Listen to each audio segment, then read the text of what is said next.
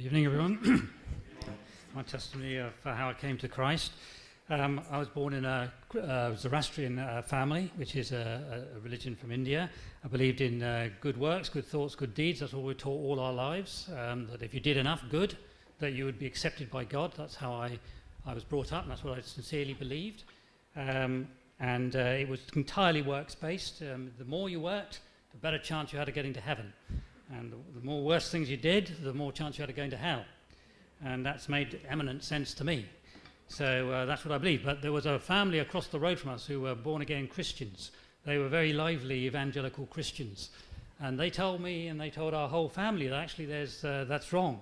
That in actual fact, you can't be good enough for God, which made us very, very angry. And we used to argue with them all the time.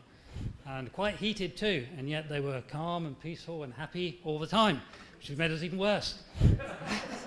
And we couldn't understand. We sort of didn't like them, but we did. And we couldn't really explain why. But they basically said, no, so if you want to get to heaven, it's got to be by a free gift of God, not by anything that you can do, because you're never going to be good enough for a holy God. And to me at the time, that just said to me, well, that means, it's easy believism. Just believe and you'll go to heaven. You haven't got to do anything.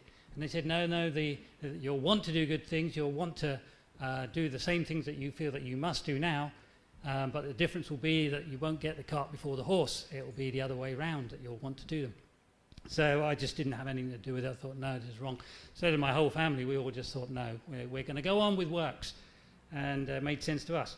Anyway, basically I then put all thoughts really about God behind me, and I moved into Portsmouth City Centre.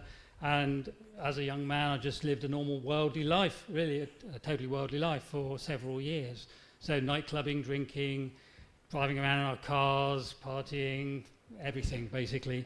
It was the first time basically I'd been away from home. I was in a big city, and I just had no restraints at all.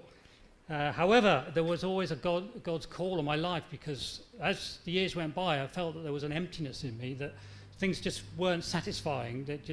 I didn't really want to go out after a while. I didn't really find much enjoyment from it anymore. I thought there must be something more to life than just what I was doing.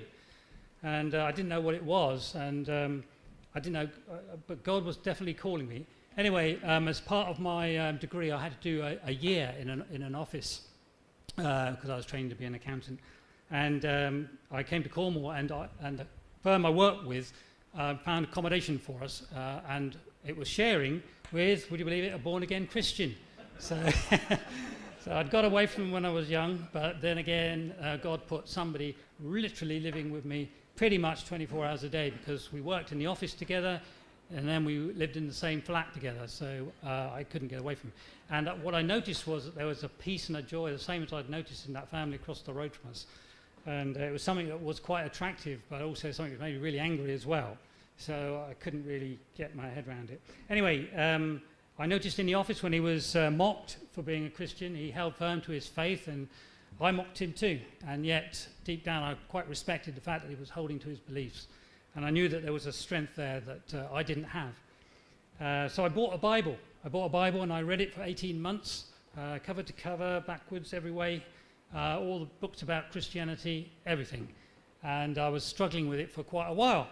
But as I read the Bible, I found a feeling like, it's a bit like the first light of dawn. You know, when you're in the middle of the night and you're waiting for the morning sometimes, and the morning comes and you've got hope again, and all your fears are going. It was a bit like that when I started reading the New Testament, especially the Gospel of John. And I actually felt God was speaking to me. Anyway, the last year of my degree, I had to go back to Portsmouth and finish my degree, and I decided to go to the Christian Union. I went to the Christian Union and argued with all of the people there about the miracles, how ridiculous they were, how man can't walk on water, how he can't raise people from the dead, how he can't heal the sick, etc., etc. And they just smiled back at me and pointed me to the Bible, which, I felt really cross in one way. But on the other hand, I just couldn't leave it alone. I sort of just had to find out who this Jesus was. Anyway, one day they invited me to one of the many events I went to. One of the events I went to was a Saturday night. It was in Portsmouth Guildhall, and we were shown this sketch of a man, an operating theatre with people dressed up in green gowns performing an operation on this body on the table. And the message was that God would take out your heart of stone and give you a heart of flesh. And I was listening to that and thought, well, yeah, that's what I've sort of read in the Bible or something like that. That gives you like a new heart. And I went home that evening, and on my own in my flat, I said to God, I want a new heart. I want to know you like I can see other people know you. And I felt that God impressed upon me that he was unhappy with me sitting on the fence. It was the weirdest feeling that he was almost cross with me for not coming down one side of the fence or the other. I went along to all the Christian things. I'd read the Bible for 18 months. I'd talked to Christians ever since I could remember, and yet I hadn't made any decision. And he said to me, you make the decision and I'll confirm it. And so then I said, Lord, if you are real, you better make yourself known to me, because I will follow you for the rest of my life, give you my whole life, but I'm not going to do it if I don't feel it's real, because I must be true to myself. And I just left it at that. Went to bed, woke up the next morning, Sunday morning, I was a completely different man. Couldn't believe it. It was like a lightness or a goodness had entered me that wasn't of me. It was like a new life had started. And for 18 months I've been rather ashamed of my Bible, but this morning I was really quite happy with it, and I took it out of the bottom drawer where I hid it, and thought, I'm going to go to church. And I'd never been to church of my own before, but I walked for about 5 miles from Southsea to Eastney in Portsmouth, and went to a church. I didn't know one church from the other, really. I went into Eastney Evangelical Church, because I could hear the singing from outside. And basically what the pastor said was exactly what I heard the night before, that God will give you a new heart.